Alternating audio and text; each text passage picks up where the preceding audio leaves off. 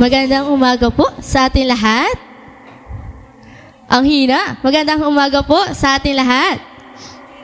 Ayan. Sa araw na ito, lumalapit tayo sa ating Diyos, hindi lamang sa panahon ng ating mga tagumpay sa buhay, kundi sa panahon ng ating mga pagsubok na nararanasan natin sa ating buhay, sa ating pang-araw-araw na buhay.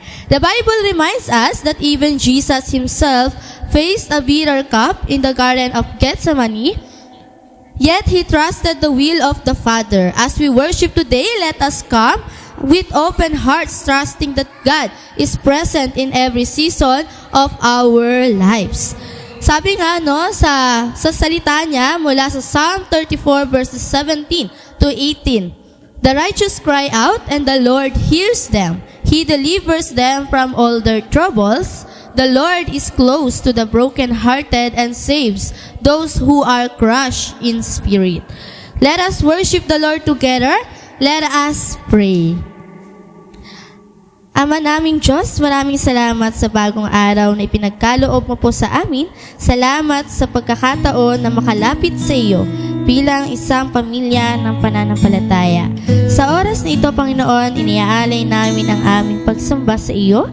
Linisin mo ang aming puso, ihanda mo ang aming isipan at tulungan mo kaming maranasan ang iyong presensya. Nawa, ang lahat ng gagawin namin sa pagsambang ito ay magbigay ng kaluwalhatian sa iyong pangalan. Ito ang aming dalangin sa pangalan ni Jesus. Amen. Let us come to worship the Lord. Hallelujah! Isang mapagpalang umaga po sa ating lahat. Hinihiling ko ang bawat isa na magsitayo at magsipaghanda sa pagpupuri at pagsamba sa ating Diyos na buhay. Alam nyo, napakabuti ng Panginoon kasi ngayon pa lang nandyan ka. Alam nyo ba na mabuti ang Panginoon? Naniniwala ba kayo na napakabuti niya?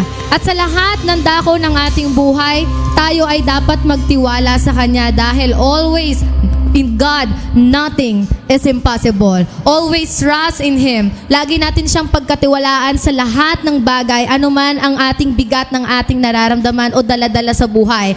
Sa Panginoon, walang imposible. Kaya ibigay mo ang papuri para sa Kanya, ipalakpak mo ang iyong kamay, itaas mo ang iyong kamay, isigaw mo ang pangalan niya na through you, Jesus, nothing is impossible. Hallelujah!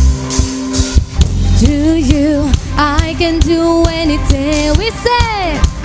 I can do all things, 'cause it's you who gives me strength. Nothing is impossible to you. To you, blind eyes are open, strongholds are broken. I am living by faith. Shout! Nothing is impossible. Hallelujah! Ipalakpak mo ng napakalakas ang iyong kamay para sa ating Diyos na buhay. Through you, Jesus, nothing is impossible. Hallelujah!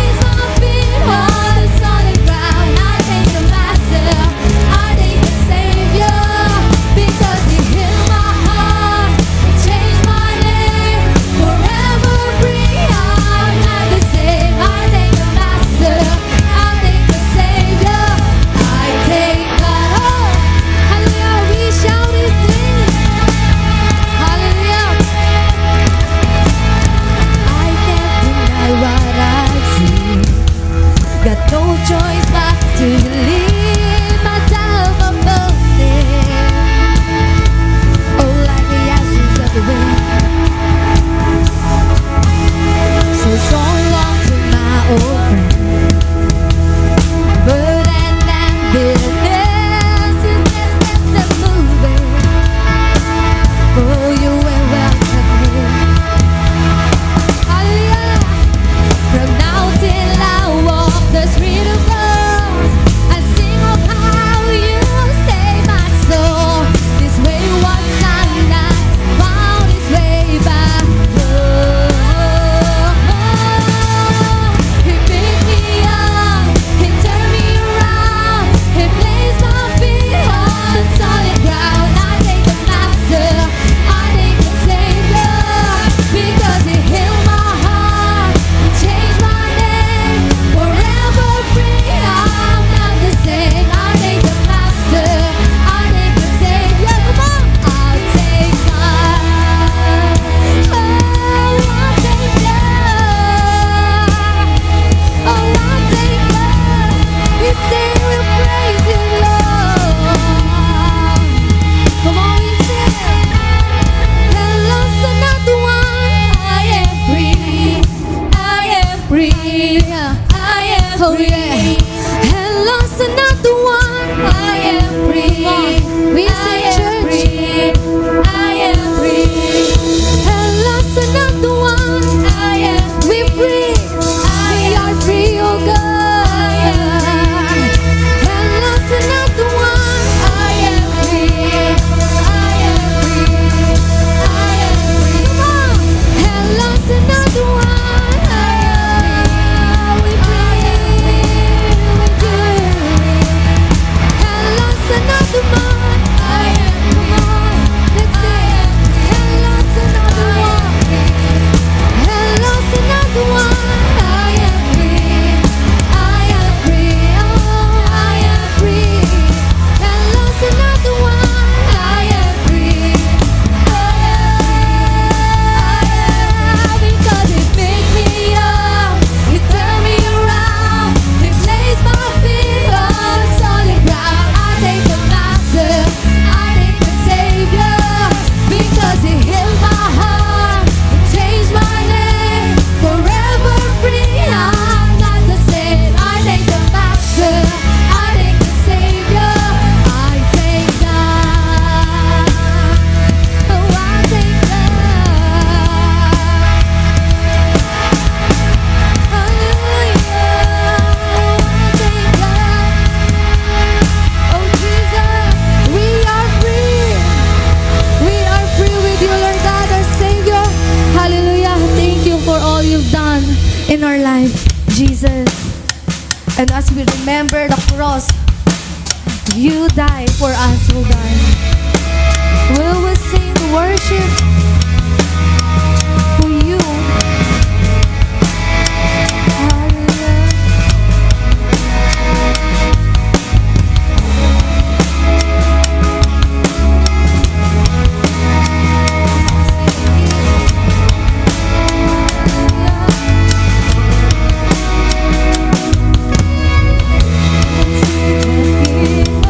Glory.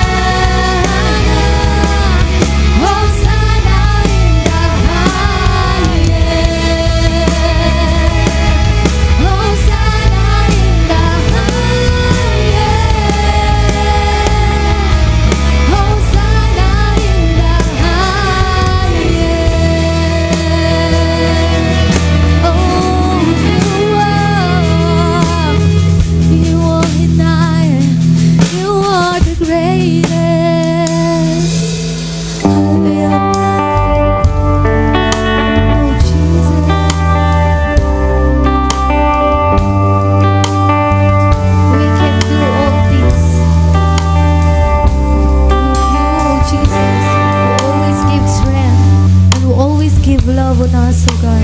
Hallelujah. Hallelujah, Jesus. Hallelujah. Oh, God, change. Bring you,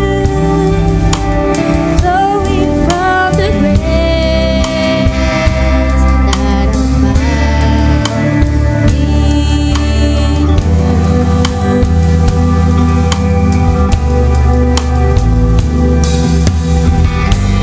Lord, I've come to know the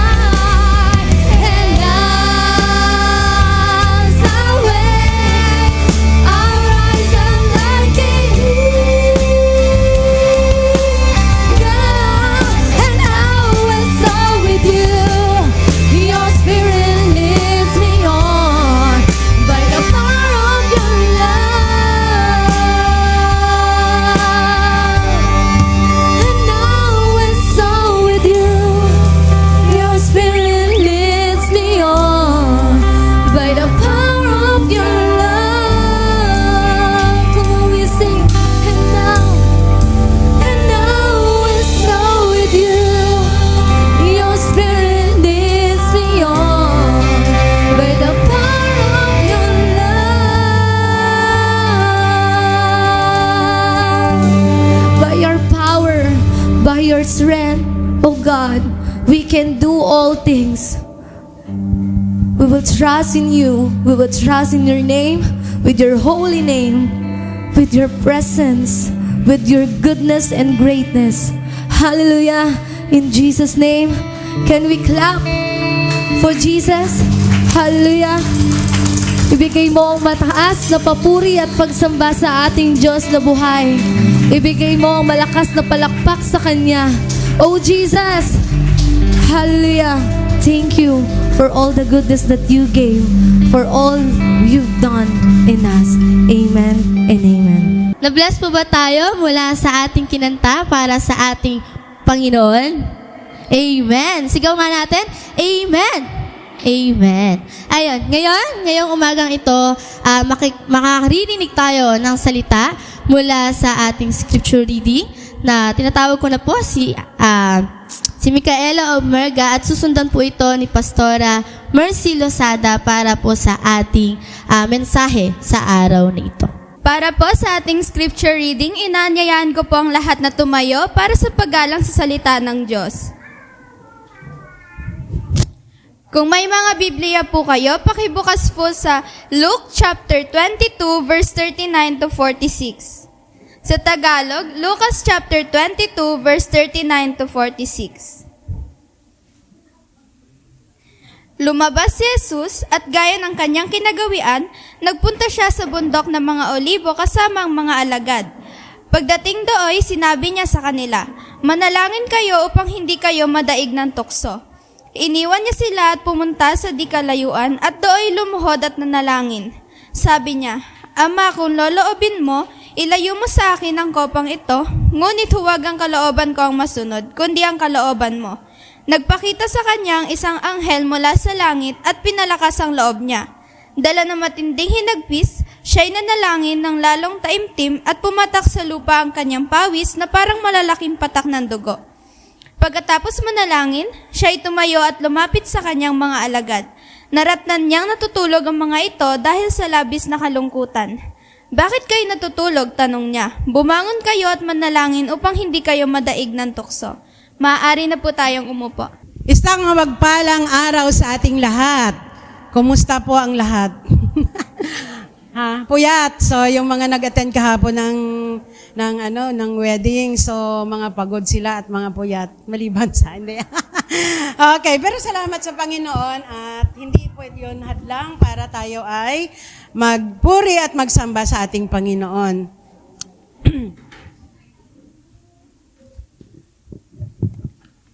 So, ang aking mensahe po ay patungkol sa when the cup is bitter. So, ano bang mga nararanasan ninyo sa inyong buhay na talagang, pag sinabi nating bitter, ano yon? Ano bang mga pagkain ang natikman ninyo na mapait? Kagaya ng? Ampalaya. So, hindi pa yon. Ano pa? O, diba, kapag nag-Starbucks tayo, ang pait ng kanilang kape. Pero masarap din naman. Pero so, yun po. Okay, so sa buhay natin, may mga pagkakataon na parang talagang hindi natin maintindihan, hindi natin maunawaan ang mga nararanasan natin. Napakapait ng ating mga nararanasan sa ating buhay. So, siguro lahat naman dito sa atin, hindi man ganun kabigat, hindi man ganun kapait ang mga nararanasan natin, pero mayroon tayong mga nararanasan sa ating buhay. So kagaya nga lang sa mga panahon na dumating, ang matinding problema. Ayan, sino ba sa inyo hindi nakakaranas ng mga problema? Meron ba? Taas kamay. Okay, so wala, di ba? Lahat tayo ay nakaranas ng mga problema. Siguro sa mga kabataan, hindi pa nila yan masyadong naranasan. Ang problema lang nila kung wala silang baon, wala silang allowance, silang siguro walang pagkain, walang ulam sa bahay. So lights lang yung naranasan nila. Pero sa mga magulang, talagang nakakaranas tayo ng matinding problema. Ito ay nakakaranas tayo kapag mayroong sakit o karamdaman sa ating mga kamag-anak, sa ating pamilya, di ba? Kapag na-ospital na ating mga mahal sa buhay, di ba? Nakakaranas tayo ng matinding problema, matinding suliranin sa ating buhay kapag, lalong-lalo na kapag financially ay wala tayo. So yun po, isa po yan sa mga nararanasan nating kabigatan sa ating buhay. Ayan, sa mga broken relationship, sa mga tawag nito, sa mga kabataan. Ayan, nag-break sila ng kanilang boyfriend, girlfriend.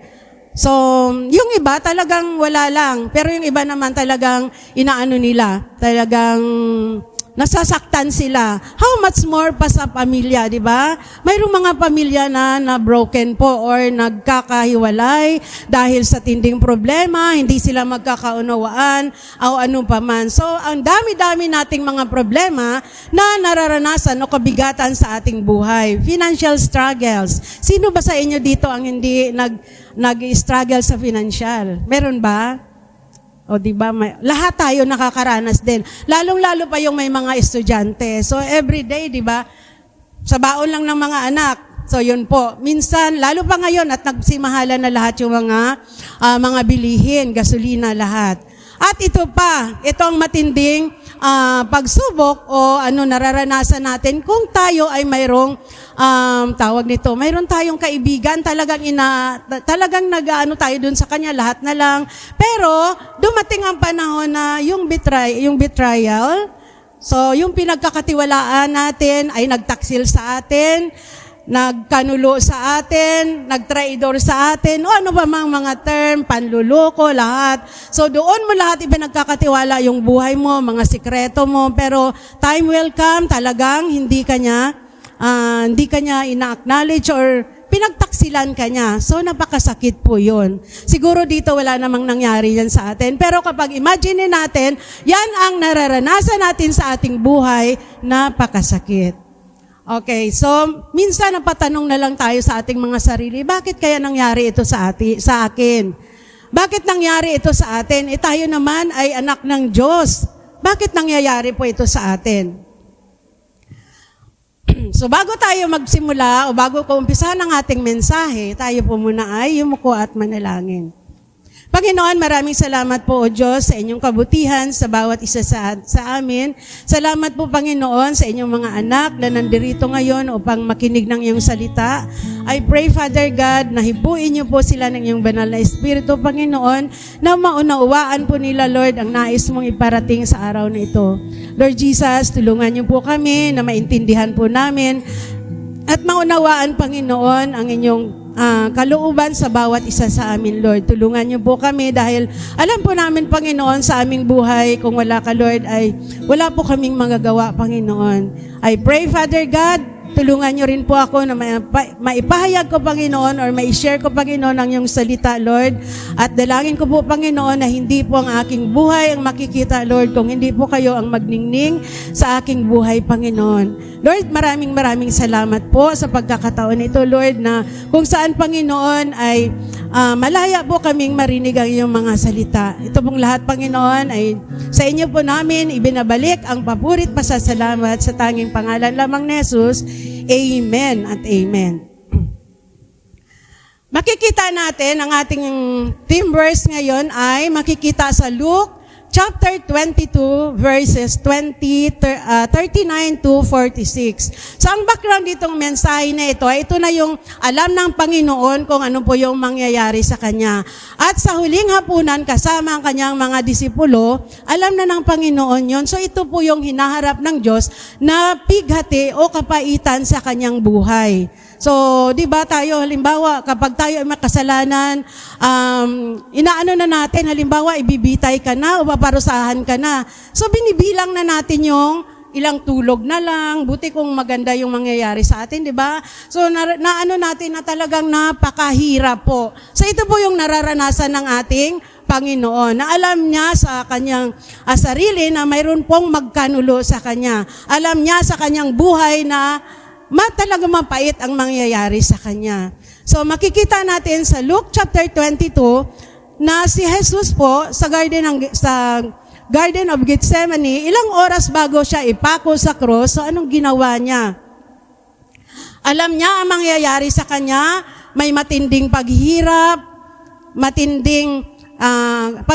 at kamatayan. So sa mga oras na iyon, sa harapan niya talagang napakapait po ng kanyang nararamdaman. So walang makaka-explain kung gaano ka katindi o gaano kapait ang kanyang nararanasan. Pero dito rin natin makikita kung paano haharapin ang buhay kapag mapait ang cup na pinagpahintulot sa atin ng Panginoon.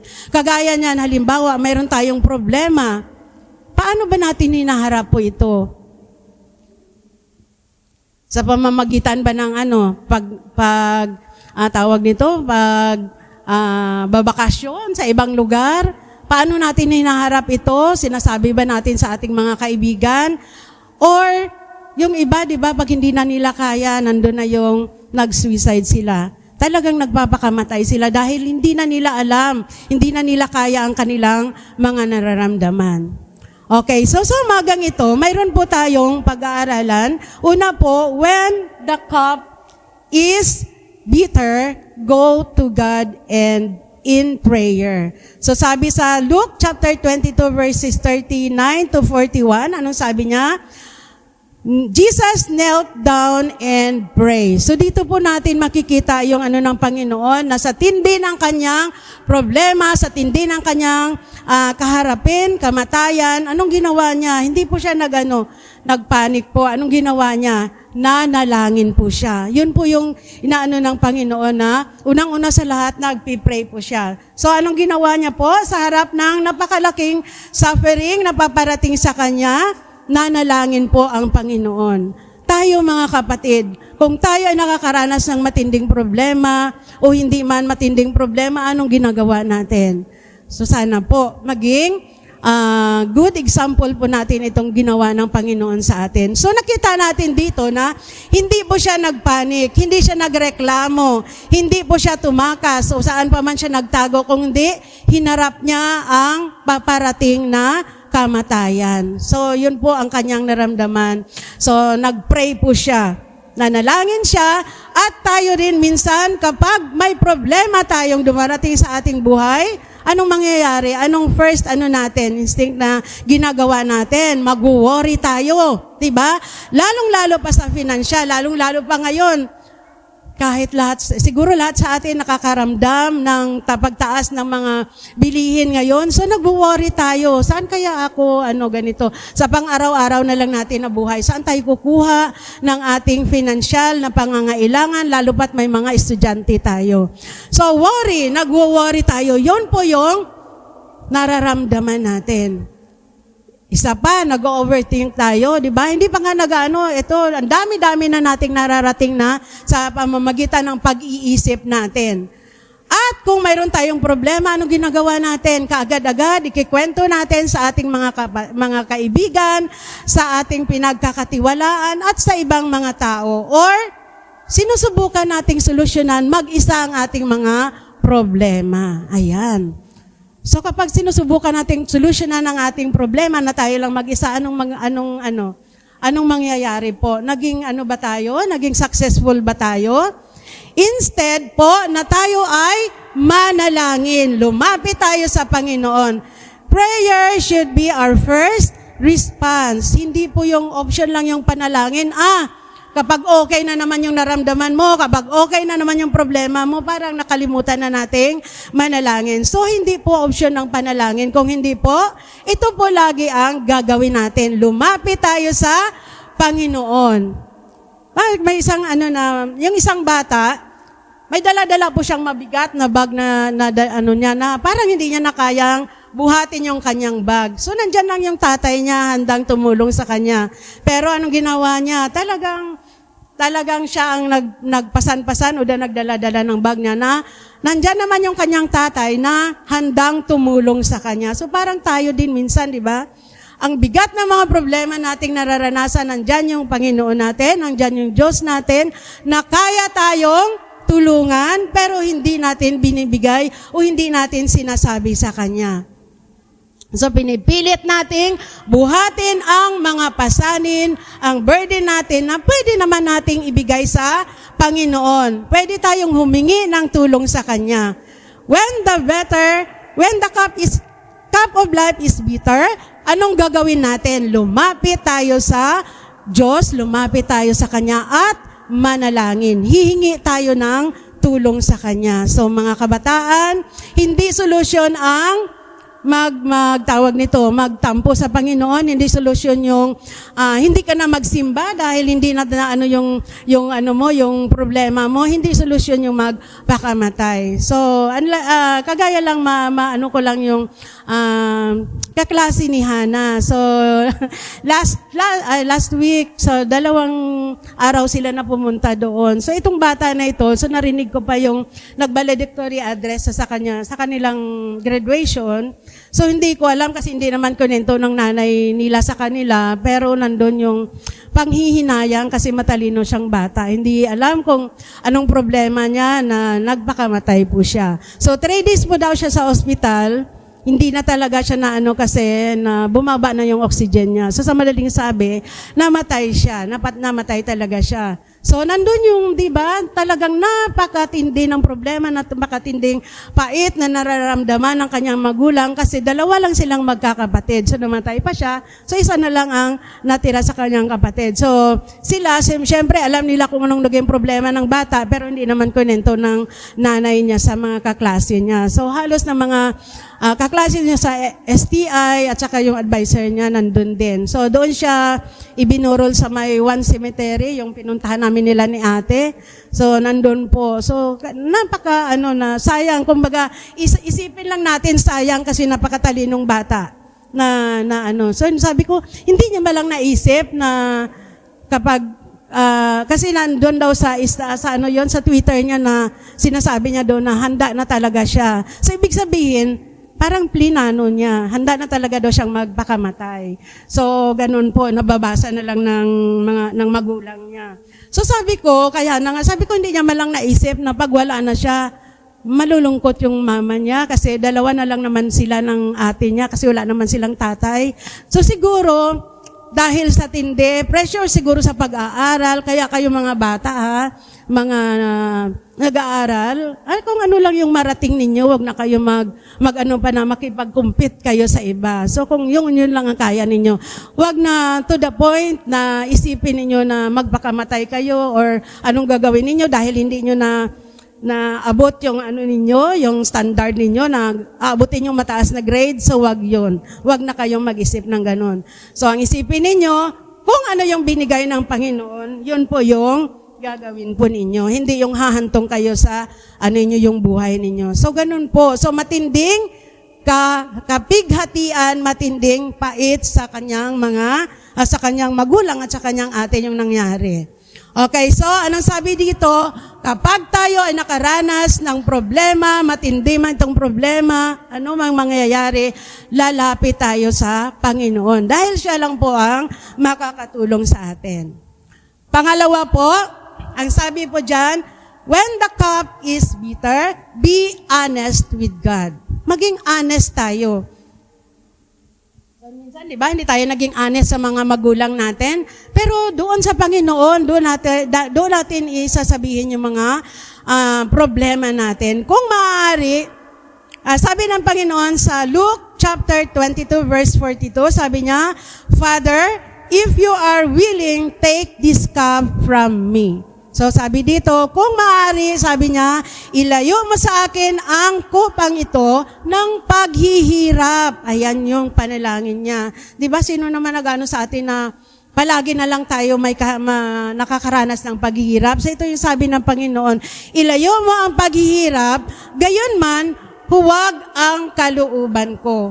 Yun pa rin yung niya, huwag ang kalooban ko ang masunod, kundi ang kalooban nyo. Or kalooban mo. So yun yung panalangin ni Jesus sa kanyang ama. So diretsong sinabi ni Jesus ang kanyang nararamdaman. So kung tayo may nararamdaman, ano man ito, wag na nating itago sa ating mga magulang. Ano man po yung mga natin, sabihin natin kaagad. Kasi mayroon yan silang mga i-a-advise sa atin na maganda. Lalong higit sa lahat ay sa Panginoon. Manalangin po tayo at idulog natin sa Panginoon ang ating mga problema. Hindi niya itinago ang struggle niya. Nakikita natin dito, di ba? talagang sinabi niya sa kanyang ama. So, sinabi niya po, minsan, sa ating buhay Kristiyano, kailangan natin pakita, strong ako, di ba? Kahit may problema ako, strong ako. At naging positive sa harap ng Diyos. Pero kahit hindi na natin kaya, di ba? Sabihin natin sa Panginoon. Pero ang panalangin ni Jesus ay nagpapakita na pwedeng maging honest tayo sa harapan ng Panginoon. Huwag tayong magtago-tago kasi kapag tinago natin yan, alam din naman ng Panginoon. Ang gusto niya lang na sabihin natin sa Kanya. Sabihin natin, Lord, nahihirapan na ako sa aking pag-aaral. Lord, nahihirapan na ako sa sitwasyon namin. Lord, nahihirapan na ako dahil every time na lang na kailangan ko yung ganito, financial, wala. So nakikita mo yung mga magulang mo talagang struggle din sila sa paghahanap ng financial na pangangailangan ninyo. So sabihin mo sa Panginoon, huwag nating itago sa Kanya. Or sabihin natin, Lord, hindi ko maintindihan ang nangyayari sa akin. Parang balisa ka, hindi mo maintindihan kung may gusto kang gawin. Hindi mo maintindihan, gawin ko ba ito, ano ko ba ito, lalong-lalo pa sa mga kabataan na ng mga kurso nila, di ba? Minsan, hindi natin alam, ito ba yung ano ko, kasi iba rin yung gusto ng magulang, di ba? So, pag-pray natin. So, kung ano ang kalooban ng Panginoon sa atin. Huwag tayo mag-alinlangan na sabihin sa Panginoon. So, ang gusto ng Diyos ay maging honest tayo sa ating sarili o maging tapat tayo. Hindi na, every Sunday nandito tayo, we are religious, nakikita natin, nagpipretend lang tayo na wala tayong problema, pero sa loob natin, ang dami-dami nating mga dinadala. So isabihin natin sa Panginoon, parang magulang natin na inaano natin siya, kinakausap natin yung magulang natin. So, ang gusto ng Panginoon, maging honest tayo sa Kanya. Alam naman ng Panginoon yan, pero gusto niya sabihin natin sa Kanya. Okay, next, number 3 po, pangatlong natin. When the cup is bitter, anong gagawin natin? Receives God's strength. Kasi hindi natin kaya yan pag wala ang Panginoon. So sabi niya sa Luke chapter 22 verse 43, an angel from heaven appeared to him and strengthened him. Nagpakita sa kanya ang isang anghel mula sa langit at anong ginawa? Pinalakas siya. Pinalakas ang Panginoon dahil sa kanyang matinding dinadala, matinding kapighatian, dahil haharapin niya po ang kamatayan. So mapapansin natin dito, inalis ba ng Panginoon ang problema, inalis ba ng Panginoon sa kanya yon? Hindi po, dahil mayroong layunin ang Panginoon kung bakit nararanasan ni Jesus ang matinding kapighatian, matinding pait sa kanyang buhay. So, pero anong dito sa kanya, anong comfort sa kanya? Binigyan siya ng lakas. So tayo rin, kapag may problema tayo, binibigyan din tayo ng lakas ng Panginoon upang harapin ang mga bagay na yan. So minsan, nagpipray tayo, sinasabi natin, Lord, alisin mo tong problema na ito. Alisin mo po itong kahirapan na ito. O ano pa man ang dapat nating ipaalis sa Panginoon. Pero, ano ang sagot ng Panginoon? Inaalis niya ba? Minsan sabihin natin, nagpipray tayo, pero sobra pa rin ang nararanasan natin. Nandyan pa rin talaga, hindi naaalis sa buhay natin. So sabi po, hindi ko muna aalisin, sabi ng Panginoon, pero bibigyan kita ng lakas para malagpasan natin ito. Ano man ang mga pagsubok sa ating buhay, bibigyan tayo ng lakas ng Panginoon. Bibigyan tayo ng wisdom para paano natin malagpasan ang kahirapan, ang mga problema na hinaharap natin. So, ganun din po ang buhay natin. So, anong ginawa magtiwala tayo sa Panginoon at ibigay natin lahat ang ating mga suliranin sa buhay. Sabi po dito, lagi tayong sinusuportahan ng Panginoon, hindi man natin nararamdaman yan. Minsan, dahil sa ating mga dinadala sa buhay, parang sabi natin, ang layo ko naman sa Panginoon, ang layo naman ng Diyos sa akin. Bakit nagpo-problema o mayroong mga problema na dumarating sa aking buhay, kahit ako ay malapit sa Panginoon, ako naman naglilingkod sa Panginoon, nandyan pa rin ang mga problema. Minsan, kinukumpara natin ang sarili natin. Bakit itong mga tao na ito na talagang parang pabanjing-banjing lang naman sa buhay nila. Parang wala naman silang problema. Tayo naman, nandito tayo every Sunday, nandito tayo naglilingkod sa Panginoon, pero nandyan nararanasan natin ang mga problema, hindi lang minsan maliit o konting problema, minsan matindi pang mga problema ang ating pinagdaanan. So, pero maririnig natin minsan yung may mga magsasabi na testimony nila. So, sa panahon ng kanilang mga problema, nandyan yung yung nararanasan nila ang kapangyarihan ng Panginoon sa kanilang buhay. Ito rin yung mga testimony minsan na naririnig natin. Nakakasurvive po sila, halimbawa sa sakit, halimbawa sa financial. Nakakasurvive po sila dahil tinulungan tayo ng Panginoon or tinulungan sila ng Panginoon. So, hindi sa sariling natin yon. Nakaya ko kasi tinulungan ako ng gobyerno para mabayaran yung bill namin sa ospital. Hindi po. Ginamit sila ng Panginoon para matustusan ang ating mga problema o ang ating kung ano man yung mga pangangailangan natin. Pero minsan nakakalimutan nating magpasalamat sa Panginoon. So sana po, lahat ng mga ginagawa natin, acknowledge natin ang Diyos. Nandyan lang yan siya. Talagang hindi niya tayo pinapabayaan. Ang gusto lang ng Panginoon, sasabihin natin sa Kanya. Dahil marami pong mga sitwasyon sa buhay natin na ang Diyos lang ang makakatulong sa atin. Sagana po ang grasya ng Panginoon sa bawat buhay po natin. Tandaan po natin yan, mga kapatid. Ang gusto lang niya ay yung kanina sabi ko, maging honest tayo sa Panginoon. Sunod po ay, sabi po dito, kung mayroon ka mang nararanasan sa buhay mo na kabigatian, i-surrender natin po ito sa Panginoon. Surrender to God's will. Ano bang kalooban ng Diyos sa atin? Sa Luke chapter 22 verse 42, nanalangin siya. Sabi niya, Ama, kung maaari, ilayo mo sa akin ang kupang ito. Ngunit, hindi ang kalooban ko. Sabi niya, di ba? Kundi ang kalooban mo. So, ito minsan, pinipilit natin yung kalooban natin, pinipilit natin yung gusto natin, pero iba ang gusto ng Panginoon na mangyayari sa atin. I-surrender natin sa Panginoon kung ano man po ang kalooban ng Diyos sa atin. So ito yung ginawa ni Jesus sa Kanya. So sinurrender ni Jesus ang Kanyang yung nararanasan niya na kapigatian sa Kanyang buhay.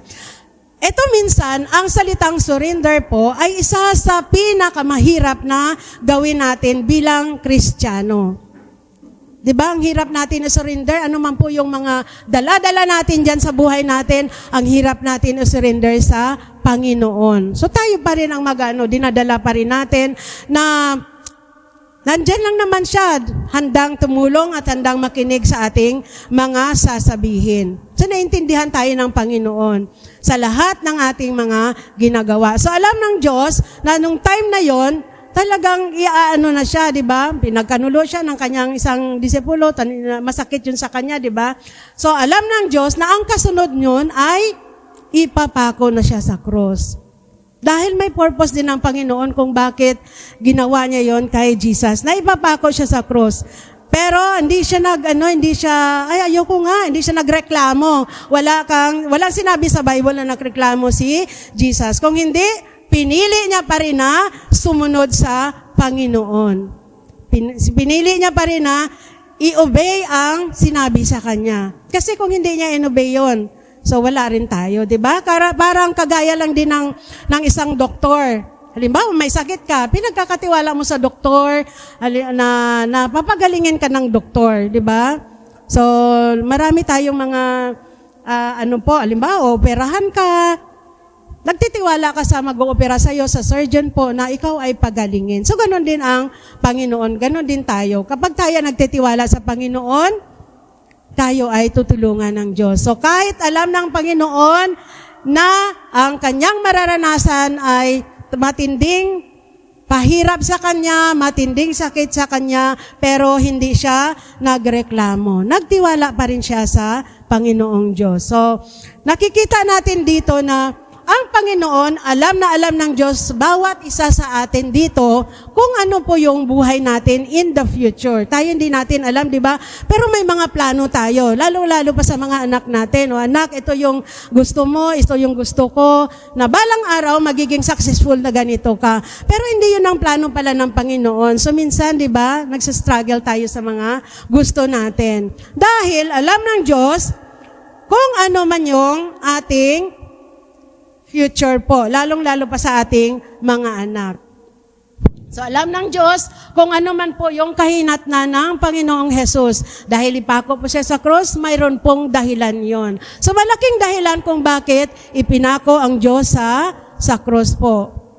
So ano yon? Nagreklamo ba siya? Ang tinding paghihirap niya, di ba? Pag ano tawag nito, mahal na araw, nakikita natin yung mga tao, yung mga ibang tao, pinapalo nila yung mga sarili nila, sinasaktan nila. So how much more pa ang Panginoon? Mas matindi pa yung nararanasan niya. Kaya nga, di ba, sabi niya, kung pwede pa lang, kunin mo ito sa akin, Panginoon, kunin mo ito sa akin, Ama. Pero hindi tinanggal ng Panginoon sa kanya. Dahil mayroon siyang malaking layunin po. Mayroon siyang malaking purpose po. So, sabi dito, kung tayo tinanggap natin ito, tinanggap ni Jesus, dahil siya ay namatay sa krus, itinubos niya ang ating mga kasalanan, napatawad tayo ng ating mga kasalanan na tayo dapat ang ipapako doon sa krus dahil sa matinding pagmamahal ng Diyos sa atin, inako niya lahat yun. Na-imagine niyo ba kapag hindi pinako si God o si Jesus sa krus, ano kaya mangyayari sa atin? Ano kayang mangyayari sa sanlibutan? Ano kayang mangyayari sa mundo? Nandito pa kaya tayo? So hindi natin kaya alam ng Diyos kung anong mangyayari sa sanlibutan. Kaya inano niya yung kanyang anak, ipinadala niya para ipako sa krus para tubusin tayo sa ating mga kasalanan. Nagkaroon tayo ng kaligtasan. Nagkaroon din tayo ng eternal life. So thank you so much, Lord, sa lahat-lahat, di ba? Dahil sa ating mga kahinaan, matinding kasalanan na ginagawa natin, nandun yung pagmamahal ng Panginoon. May layunin siya kung bakit hinarap ni Jesus ang mga pighati sa kanyang buhay. So ngayon po, kung hawak mo man ang mapait na mga nararanasan mo sa buhay, sabihin mo sa Panginoon. Mabigat na problema, sabihin mo yan sa Panginoon. Matinding pagsubok, sabihin mo yan sa Panginoon. O anumang masakit na mga nangyayari sa buhay mo, sabihin mo yan sa Panginoon. Kasi tandaan natin, God never wastes suffering. Hindi po ito inano ng Panginoon na nagsasuffer siya para walang marating o parang baliwala lang. So sabi dito sa 1 Peter chapter 5 verse 10, yes, sabi niya, you will suffer for a short time, but after that, anong pangako ng Panginoon? God will make everything right. He will make you strong. God never allows, tandaan natin ito mga kapatid, God never allows pain without purpose. So may mga purpose kung ano yung mga nararanasan natin, may purpose po yan ang Panginoon. Inalaw ng Diyos yan sa buhay natin, inalaw ng Diyos yan sa pamilya natin dahil mayroon siyang purpose. So hindi lang naman doon nagtapos ang na ipinako si God o si Jesus sa cross, mayroon, hanggang ngayon andun siya, ano yon ang nangyari? After the cross, mayroong resurrection. Ayan po yung napakaganda po. Nabuhay siyang muli at hindi lang natapos doon. Hanggang ngayon po ay, yun po yung inaano natin, di ba? Inaalala natin yung pagpako ni God, ni Jesus sa cross dahil inako niya lahat ang ating mga kasalanan. So church, anuman ang mga kabigatan ang nararanasan natin ngayon, anumang pait sa buhay ang nararanasan natin sa pamilya, sa individual po, tandaan po ninyo ito. We have our victory in Jesus. Sa Panginoon po, mayroon tayong victory. we hold on to this word and His promise. Ano niya sa atin? Magpatuloy lang tayo sa paglilingkod sa Kanya at higit sa lahat, tayo ay manalangin palagi. So yun ang ng Panginoon sa atin. Mayroon tayong victory sa pangalan ni Jesus. So hindi siya nanatili doon sa cross, na doon siya nakapako hanggang ngayon. Kung hindi, di ba? After the cross, mayroong resurrection. Okay, salamat sa salita ng Panginoon. Sa umagang ito, nawa, mayroon po kayong napulot na aral po sa mensaheng ito. Tayo pong lahat ay manalangin. Panginoon, maraming salamat po, O Diyos, sa inyong salita na aming naririnig sa umagang ito. Salamat po, Panginoon, dahil sa tindi ng inyong pighati, sa tindi, Lord, ng dinadala ninyo.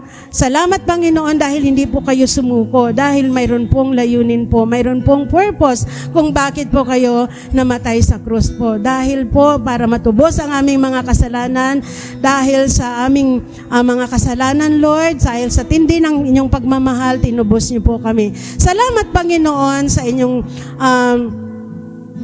kabutihan sa bawat isa sa amin. Lord, minsan ang buhay po namin ay talagang nakakahiya po sa inyong harapan. Pero Lord, salamat dahil nandyan po yung mga paalala niyo, Panginoon, na kailangan maging honest po kami lagi sa inyo, Lord.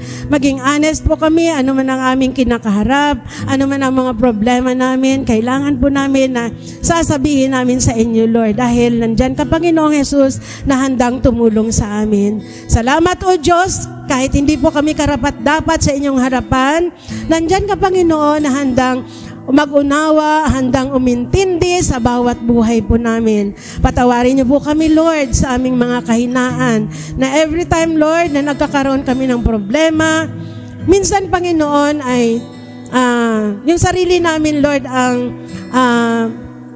magpasya, Lord, kung ano ang aming gagawin. Pero nandyan lamang po kayo. Tulungan niyo po kami na mag-pray, manalangin po kami, Panginoon, dahil wala pong imposible sa lahat, Panginoon, na aming hihilingin sa inyo. Salamat sa kapatawaran, O Diyos. Thank you so much, Father God, sa araw na ito. Patnubayan niyo po ang bawat isa sa amin. Ito po ang aming dalangin sa tanging pangalan lamang ni Jesus. Amen and amen. Naanyayahan ko po kayo na tumayo at sabayan po natin ang awitin ng pagsamba para sa ating Panginoon. Hallelujah.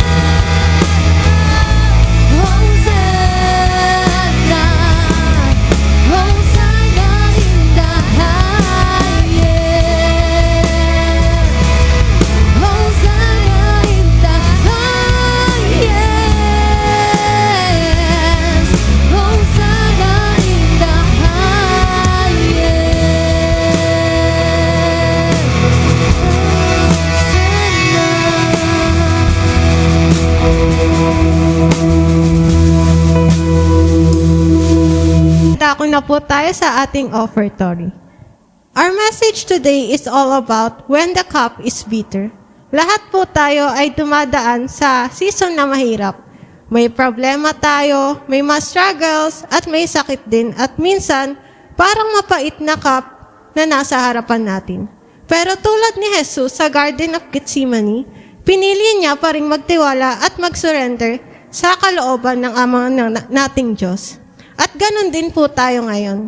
Ang pagbibigay po ng tithes and offering natin ay hindi lang kapag okay lang po tayo. Kapag okay lang ang buhay natin. Even in difficult seasons, we still choose to trust God.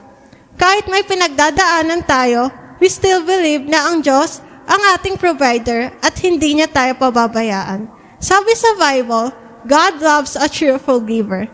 Habang tayo po ay nagbibigay, gawin natin ito, hindi dahil kailangan lang, kundi dahil mahal natin ang Diyos at magtitiwala tayo sa Kanya. Kahit mapait ang season, faithful pa rin tayo sa Diyos. Maaari na po tayo magbigay. One of the best ways that we can prove that we love the Lord is by giving. Amen. And we're going to sing a song about giving, and it's got some hand motions, and I want you to join with me, okay? Will you do that? Here we go. Watch me. Give, and it will come back to you. Good measure, pressed down, shaken together, and running over. Give, and it will come back to you. When you give to the Lord. Help me out now. Here we go. Give, and it will come back to you. Good measure, pressed down, shaken together, and running over. Give, and it will come back to you. When you give. Tayo po ay manalangin. Ama naming Diyos, salamat po sa iyong kabutihan at katapatan sa aming buhay. Pinapasalamatan po rin namin ang mga blessings na binibigay niyo po sa amin. Lord, salamat po. Kahit sa mga seasons na mahirap at parang mapait na cup ng hinahawakan namin, patuloy ka pa rin pong mabuti sa amin. Lord, continue to bless us. Help us, Lord, especially to those struggling financially. Lord, provide them with their needs. Lord, provide them with strength para malagpasan ang mga problemang tinadaanan po nila. Turuan mo po kami, Lord, magtiwala sa iyo sa lahat ng oras. Hindi lamang sa panahon ng problema, kundi lalo na sa panahon ng kakulangan. Lord, bigyan niyo po kami ng pusong mapagbigay, kahit sa gitna ng aming mga pinagdadaanan. Lord, we offer to you our tithes and offerings as a symbol of our faith, trust, and thanks to you, Lord. In this we pray, in Jesus' name, Amen. Pinagpala po ba tayo ngayong umaga? Amen. Ngayong umaga na ito, dako po tayo sa ating announcement and acknowledgement. Ina-acknowledge po natin ang lahat na tumayo sa araw na ito. Mula sa umaga, sa ating devotion, pinangunahan po tayo ni Sister Leisure Galito at sa ating mga praise and worship team para sa ating pananambahan kaninang umaga. Para sa ating MC, yours truly, Carmina Fernandez, call to worship, ako uli, offertory, Luis Malang, scripture reading, Micaela Omerga, at announcement, yours truly. Para po sa next Sunday, ang tatayo po for MC as Pastora Helen Malang, call to worship, Pastora Helen Malang, offertory, Pastora Jenny Taton, scripture reading, Pastora Mercy Losada, at announcement, Pastora Helen Malang. Para po sa ating mga announcements po, sa prayer meeting, every Wednesday po ito at 8 p.m.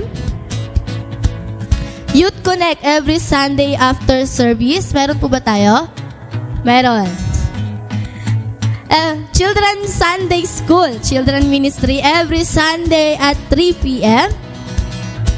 At Dawn Watch every Saturday at 5:30 a.m. March sponsors po para sa ating mga bata. Pinangunahan po wala po tayo last Sunday. Ngayon po ang sponsor ay si Galito family. Tama po ba? Galito family. Southeastern Luzon District, Good Friday. May pamagat na He Died at I'll Live. Sa April 3 po ito, April 3, 2026, 2 p.m. sa FCS Gym, Cainta, Rizal po gaganapin. Sa speaker po nito ay si Reverend Richard Rojas, no? DCM Kamakov. Next po, wala na. At yun lang, para po sa ating announcements and acknowledgement, tinatawag ko po muli si Pastora Mercy Losada para po sa ating closing prayer and benediction. Para po sa ating pagtatapos, sinihiling ko po ang lahat na tumayo para po sa ating closing prayer. Manalangin po tayo. Panginoon, maraming salamat po o Diyos sa inyong kabutihan, sa inyong salita, Panginoon, na aming narinig sa araw na ito, Panginoon. Dalangin ko po o Diyos na hindi lamang nagtapos dito, Lord, na mapakinggan namin. Kung hindi ito, Panginoon, ay aming pagbulay-bulayan, Lord, ang inyong ginawa sa bawat isa sa amin, Lord. Thank you so much, Panginoon, sa inyong pagmamahal sa amin. Dahil kung hindi niyo po kami mahal, Panginoon, hindi niyo po pinadala ang inyong anak upang iligtas po kami sa aming mga kasalanan. Salamat po o Diyos sa kabutihan nyo. Salamat Panginoon sa lahat-lahat Lord na ginawa nyo sa bawat buhay po namin. Tulungan nyo po kami Lord na sumunod sa inyong kalooban at hindi po sa aming kalooban Panginoon. Tulungan nyo po kami na lumago kami spiritually Lord, na lalo pa po naming pag-aaralan, lalo pa po namin, Panginoon, alamin, Panginoon, ang katotohanan, Lord, sa aming buhay, Panginoon. Lord, salamat o Diyos sa bawat isa na nandirito, Lord. Pagpalain niyo po, Panginoon, ang bawat pamilya na nandirito, Panginoon. Kung ano man ang kanilang mga suliranin sa buhay, ano man ang kanilang pinagdaanan, Panginoon, i-comfort niyo po sila. Tulungan niyo po sila, Panginoon. Ang lahat ng ito ay malagpasan po ng bawat isa. Ito man, Panginoon, ay nagsistruggle physically, financially, spiritually, Panginoon. Tulungan niyo po kami, Lord, na ito, Panginoon, na idulog namin lahat sa inyo, Lord, dahil alam po namin na kayo lamang ang makakatulong sa amin. Maraming salamat, O Diyos, at sa mga oras natin, Panginoon, dismiss niyo po ang bawat isa sa amin ng inyong mapagpalang kamay at mga blessings, Panginoon, na aming matatanggap sa linggong ito, Panginoon. Ingatan niyo po ang bawat isa. Maraming salamat po, Diyos, at binabalik po namin ang papurit pasasalamat sa inyo sa tanging pangalan lamang ni Jesus na aming Diyos at tagapagligtas. Amen and amen.